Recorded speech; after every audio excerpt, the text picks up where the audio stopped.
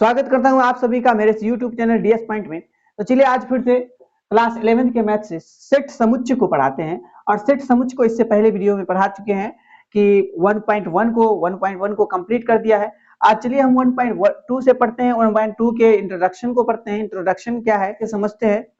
तो देखिए सबसे पहले यहाँ पर रिक्त समुच्चय को जानते हैं। रिक्त समुच्चय क्या है, ठीक है। देखिए रिक्त समुच्चय क्या है उसको जानते हैं। रिक्त समुच्चय, रिक्त समुच्चय यानी एम्प्टी सेट। एम्प्टी सेट इसको जानते हैं। तो ऐसा समुच्चय जिसमें कोई अवयव नहीं हो, ऐसा समुच्चय जिसमें कोई अवयव नहीं हो उसे रिक्त समुच्चय कहा जाता है। जैसे कि इसको लिखते हैं, ऐसा समुच्चय जिसमें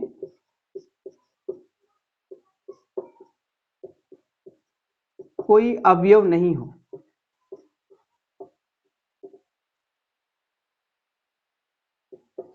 उसे रिक्त समुच्चय कहा जाता है।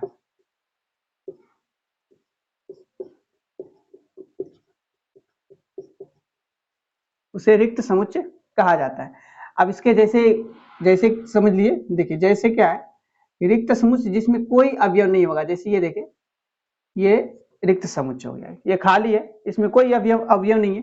इसी को आप लिख सकते हैं ऐसे, ये लगाकर, ये फाई, इसको बोलते हैं फाई, फाई, ठीक है, फाई लिख सकते हैं। तो ये हो गया रिक्त समुच्चय। और रिक्त समुच्चय यानी कि ये खाली, इसमें कोई अवयव नहीं रहेगा, ये फाई हो गया। इसको उदाहरण के तौर पे एक समझे। जैसे अगर कह दे क्वेश्चन एक कि करें कि 32 दिनों वाले महीनों के समुच्चय बताएं, तो क्या बनाएंगे। जैसे 32 दिनों वाले, 32 दिनों वाले, 32 दिनों वाले महीनों के समुच्चय बताएं।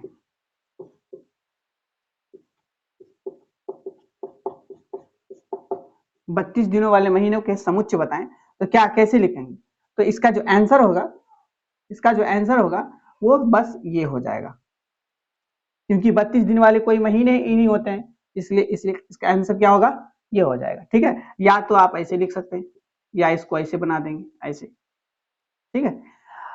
और कभी कभी क्या होता है कि इसको ऐसे लिख दिया जाता है, कभी कभी इसके अंदर में ऐसे लिख दिया जाता है, जो कि गलत है, ठीक है। ये नहीं लिखा जा सकता। तो ये चलिए सब सेट रिक्त समुच्चय को समझ लिए। अब चलिए परिमित समुच्चय को समझते हैं। परिमित समुच्चय क्या है उसको जानते हैं।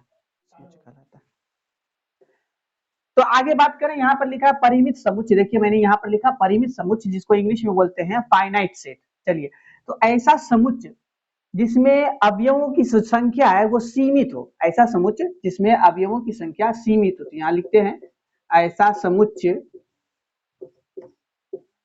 जिसमें अवयवों की संख्या, अवयवों की संख्या सीमित हो, परिमित समुच्चय कहलाती है।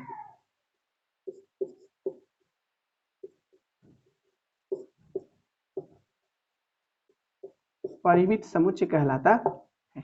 अब इसका एग्जाम्पल देखिए, एग्जाम्पल क्या होगा, जिसमें अवयव जो है ना, अवयव ये सीमित हो। ये जैसे देखिए यहाँ पर, ये जैसे हम यहाँ लिखा है 1 2 3 4, इस तरह से बढ़ता जाए और यहाँ तक आकर के ये 100 नंबर तक पता चला। तो ये क्या है, ये परिमित है, फाइनाइट है,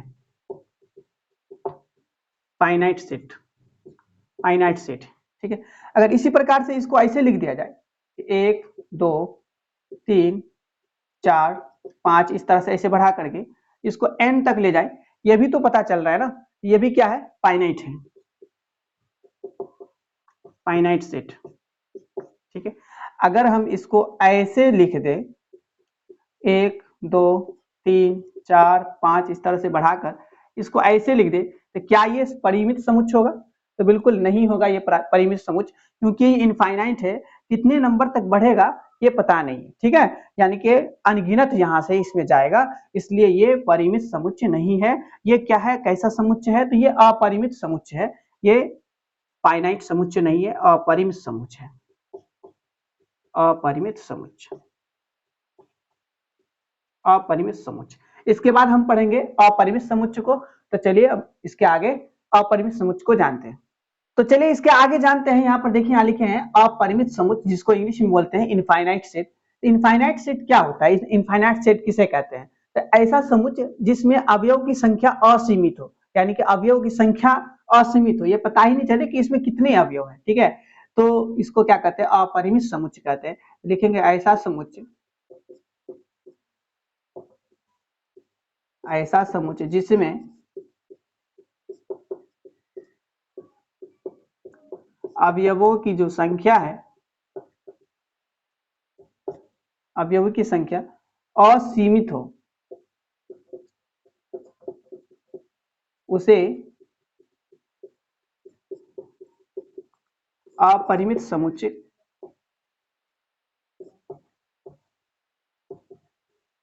कहते हैं। जिसमें अवयव की संख्या जो है ना वो असीमित हो, इसमें कोई पता नहीं चले कि इसमें कितने अवयव होंगे। ठीक है, इसको कहते हैं अपरिमित। जैसे ये एग्जाम्पल के तौर पे समझे, यहाँ पर लिख दिए 1 2 3 4 5, इस तरह से बढ़ रहा है और यहाँ पर लगा दिए ये चीज, तो क्या हो गया? ये अपरिमित समुच्चय।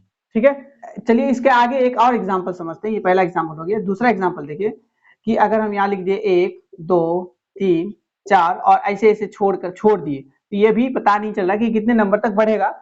इसका मतलब ये क्या है? अपरिमित समुच्चय है, यानी कि इनफाइनाइट, है ना, इनफाइनाइट सेट, इनफाइनाइट सेट है। ठीक है, ये भी क्या है? Infinite set, infinite set. तो इस तरह से हमने जाना कि अपरिमित समुच्चय क्या है। इसके दो एग्जाम्पल को समझे।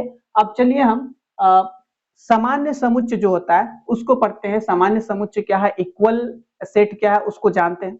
तो चलिए इसके आगे पॉइंट को जाने। सामान्य समुच्चय, जिसको इंग्लिश में बोलते हैं इक्वल सेट। ठीक है, इसके डिफिनीशन क्या है? तो दो समुच्चय ए और बी इक्वल सामान्य समुच्चय कहलाएंगे यदि ए समुच्चय का, यानी कि ए सेट का, है ना, प्रत्येक अवयव बी में हो और बी सेट का, यानी कि बी समुच्चय का प्रत्येक अवयव ए में हो, तो वो सामान्य समुच्चय कहलाएगा। चलिए इसकी डिफिनेशन को लिखते हैं कि दो समुच्चय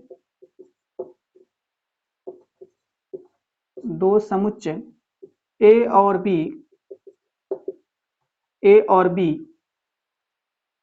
सामान्य समुच्चय कहलाएंगे, सामान्य समुच्चय कहलाते हैं यदि ए समुच्चय का, ए सेट का, ए समुच्चय का प्रत्येक अवयव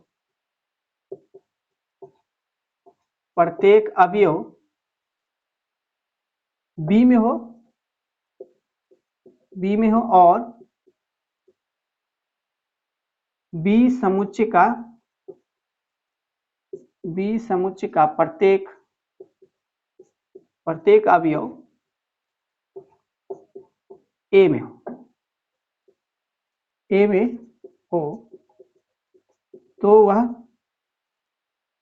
में हो, तो वह क्या कहलाएगा?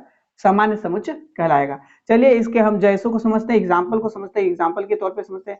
जैसे हम कोई सेट ले लिए, जैसे एक सेट ले लिए कि एक इसमें है, इसमें अवयव 1 2 3 4 है और यहाँ पर भी 1 2 3 4 है, 1 2 3 4 है। तो ये कैसा समुच्चय कहलाएगा? ये कहलाएगा सामान्य समुच्चय। ठीक है, इक्वल सेट। इसमें अगर हम एक और एग्जाम्पल लें, यहाँ पर बढ़ा दे 1 2 3 4 5 और यहाँ पर भी ऐसे भी हो कि 1 2 3 4 और 5 हो, तो ये इक्वल सेट कहलाएगा। ठीक है, इसी प्रकार से अगर इसके क्रम को चेंज कर दे, जैसे देखें यहाँ लिख देंगे 1 2 3 4, इस तरह से बना दिए और इसमें क्रम को चेंज कर दिए, जैसे यहाँ कर दिए 2 1 3 4, इस तरह से कर दिए, तो पर भी ये इक्वल सेट कहलाएगा। और याद रखना है कभी भी कि इसके अवयव जो होते हैं वो डबल से नहीं लिखे जाते हैं। तो अगर डबल हो जाए तो वो सामान्य समुच्चय नहीं कहलाएगा, इक्वल सेट नहीं कहलाएगा। यहाँ तक के बातों को हम समझ लिए हैं। अब यहाँ से एक्सरसाइज को पढ़ेंगे, 1.2 को जानेंगे।